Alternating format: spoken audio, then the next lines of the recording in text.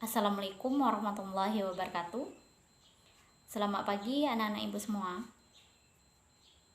Semoga sehat selalu ya.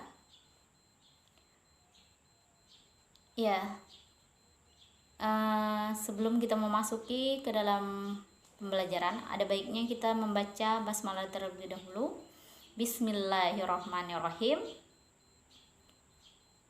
Ya, anak-anak ibu, silakan kondisikan dulu alat-alat untuk pembelajaran kita hari ini, seperti buku tulisnya, pena, dan buku paketnya. Buka buku paketnya halaman 48.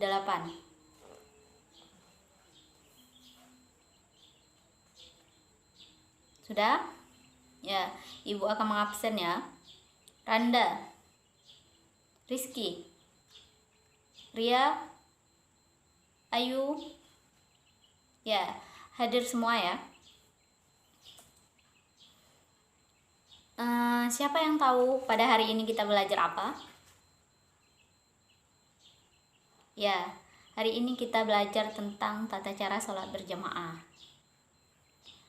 Sebelum kita mengetahui atau membahas lebih mendalam tentang materi sholat berjamaah, ada baiknya kita mengetahui terlebih dahulu tentang tujuan pembelajaran tata cara sholat berjamaah ini.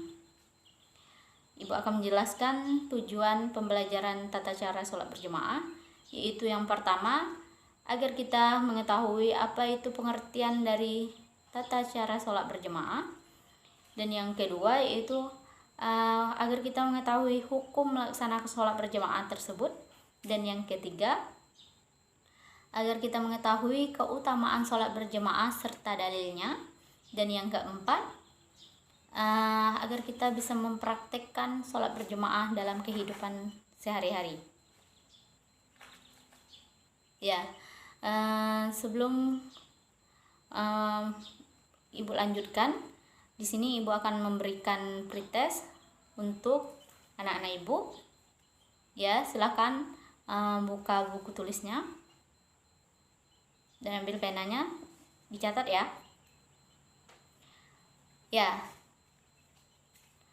Soal yang pertama yaitu, apakah manfaat dari melaksanakan sholat berjamaah untuk kehidupan sehari-hari? Dan yang kedua, apakah wanita itu diwajibkan untuk sholat berjamaah? Dan yang ketiga, apakah boleh melaksanakan sholat berjamaah tanpa didahului azan terlebih dahulu? Ya, itu saja. Apakah sudah anak-anak ibu ditulis? Ya. Sambil menunggu anak-anak ibu mengerjakan tugasnya, di sini ibu akan menayangkan video atau gambar yang menjelaskan tentang tata cara sholat berjamaah tersebut. Silakan disimak ya.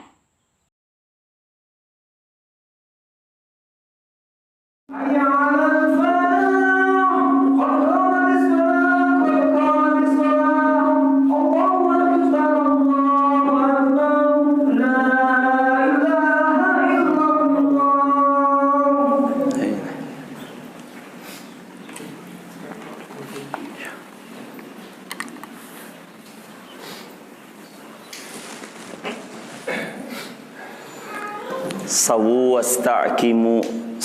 wasta'dilu istaqimu, lapatkan serta luruskan shaf salat berjamaah kita. Teman-teman, lurusnya shaf dilihat dari tumit bagian belakang yang sejajar, rapatnya shaf dilihat dari tumit yang saling bersentuhan serta bahu yang saling bersentuhan. Dimohon untuk tidak membersamai gerakan imam, apalagi mendahului. Sallu kama salatal muaddi. Mari kita salat sebagaimana ini salat terakhir bagi kita. Allahu Akbar.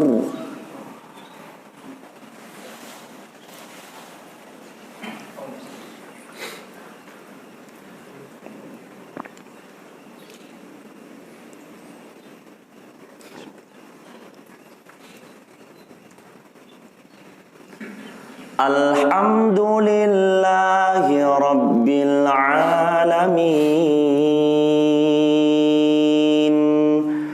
Ar-Rahmanir Rahim, Maliki Yaumiddin, Iyyaka na'budu wa iyyaka nasta'in, Ihdinas siratal mustaqim,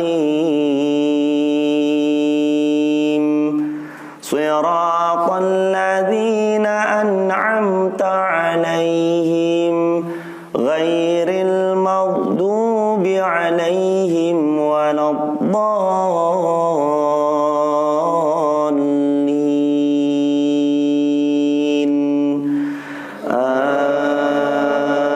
Amin.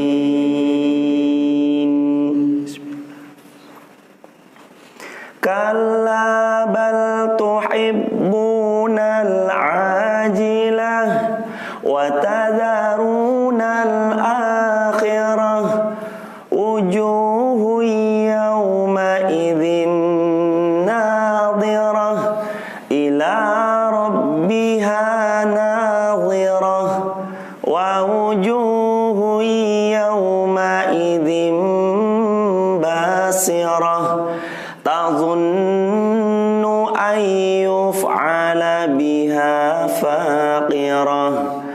Kalla idza balagatit taraqi wa qila man raqa wa dhanna annahu al-firaq, waltaffatis saqu bis-saq,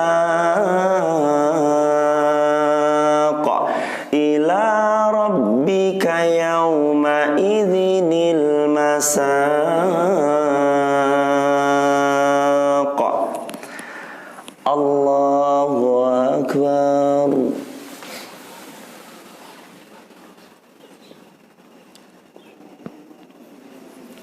Sami Allahu liman hamidah.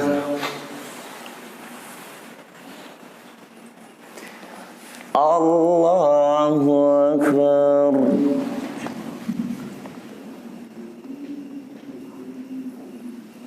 Allahu akbar.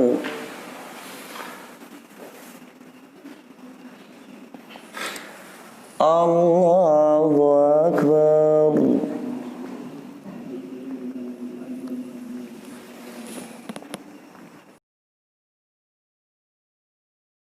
Ibu akan menambahkan penjelasan tentang materi di atas, yaitu tentang tata cara sholat berjamaah ini. Sebelum Ibu menjelaskan tata cara sholat berjamaah, ada baiknya kita mengetahui terlebih dahulu apa itu pengertian sholat berjamaah. Sholat berjamaah yaitu adalah sholat yang dikerjakan oleh dua orang atau lebih, yang salah satunya harus menjadi imam dan yang lainnya harus menjadi makmum. Dan yang kedua, hukum melaksanakan sholat berjamaah. Hukum melaksanakan sholat berjamaah ini yaitu adalah sunnah muakkad atau sunnah yang dikuatkan. Banyak juga para ulama yang berpendapat bahwasanya sholat berjamaah itu hukumnya adalah fardu kifayah. Ya, selain mengetahui pengertian dan hukum dari sholat berjamaah, hendaknya kita juga mengetahui apa itu keutamaan dalam melaksanakan sholat berjamaah tersebut. Sholat berjamaah itu memiliki keunggulan 27 derajat lebih tinggi pahalanya dibandingkan sholat sendirian, sebagaimana yang telah dijelaskan dalam sabda Rasulullah SAW. Bismillahirrahmanirrahim. An Ibni Umar qala Rasulullah SAW, salatul jama'atil tabdulu ala salati fanzi bi sab'i wa isrina darajat. Rawahu wa Muslim. Yang mana artinya dari Umar, Rasulullah SAW bersabda, sholat berjamaah itu lebih diutamakan dibandingkan sholat sendirian 27 derajat.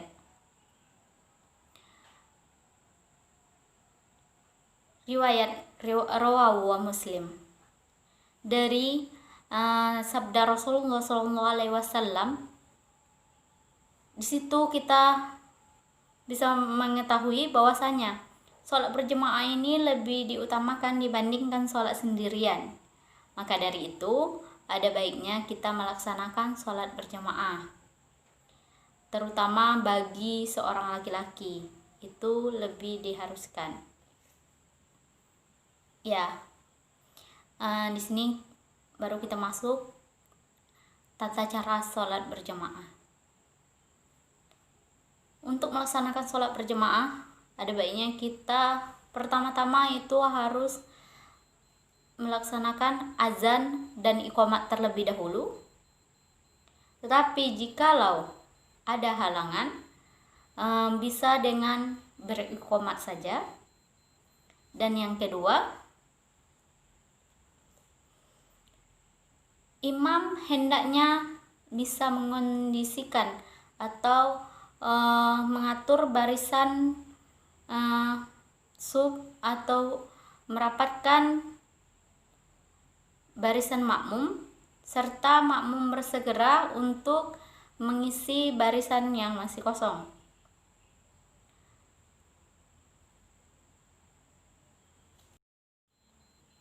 Ya, yang ketiga yaitu imam hendaknya bisa mengondisikan bacaan dalam sholat.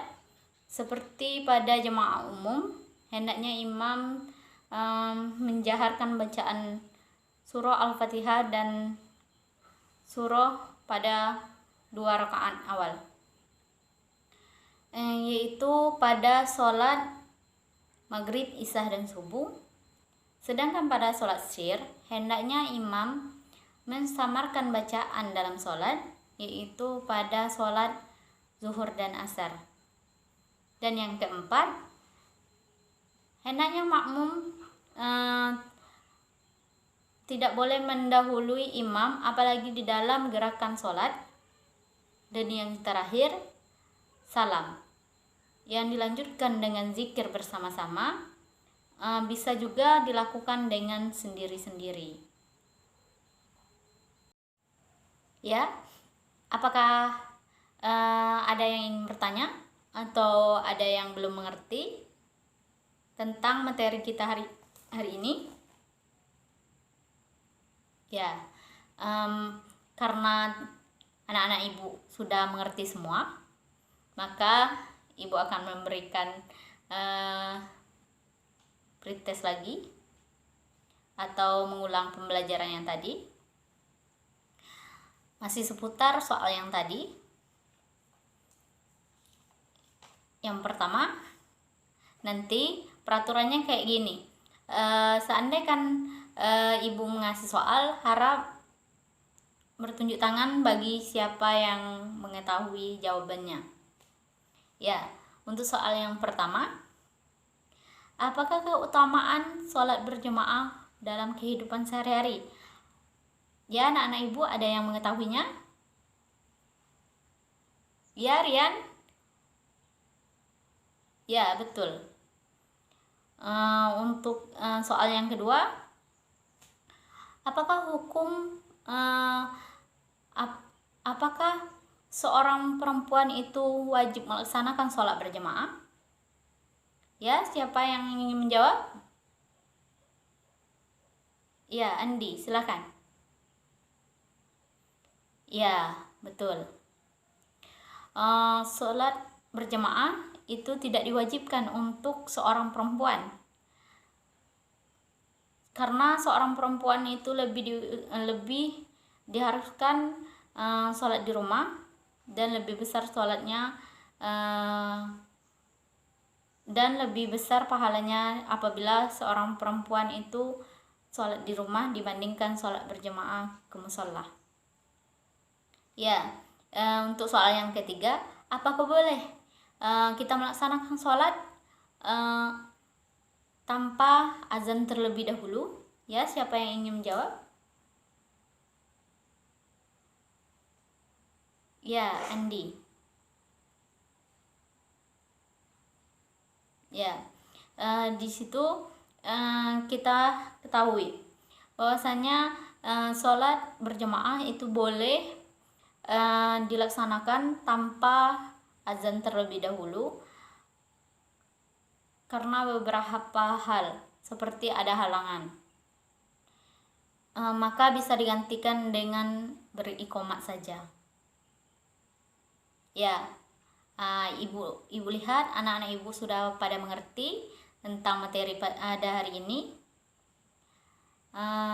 Ibu akan menyimpulkan pembelajaran hari ini.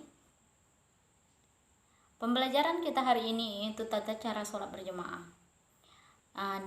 Dari uraian ataupun dari penjelasan video serta materi yang kita lihat di dalam buku, di situ kita memahami bahwasanya sholat berjamaah ini lebih diutamakan bagi kita dibandingkan sholat sendirian, apalagi bagi seorang laki-laki.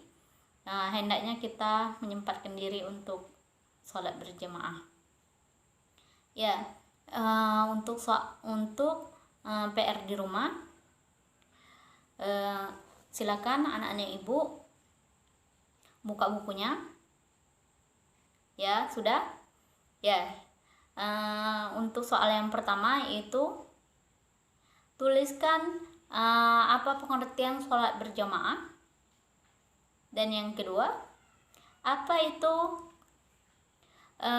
hukum sholat berjamaah. Dan yang ketiga, tuliskan dalil tentang keutamaan sholat berjamaah. Dan yang keempat, bacaan zahar itu pada sholat mana saja. Dan yang kelima, apakah boleh sholat tidak didahului azan terlebih dahulu? Ya, sudah semua? Ya, karena waktu sudah hampir habis, di sini ibu tutup pembelajaran kita pada hari ini. Apabila masih ada yang belum mengerti atau belum dipahami, harap anak ibu bisa menghubungi ibu atau menanyakan langsung kepada ibu. Ya, ibu tutup. Wabillahi taufiq wal hidayah. Wassalamualaikum warahmatullahi wabarakatuh. Kita tutup dengan bacaan hamdalah. Alhamdulillahirabbil alamin.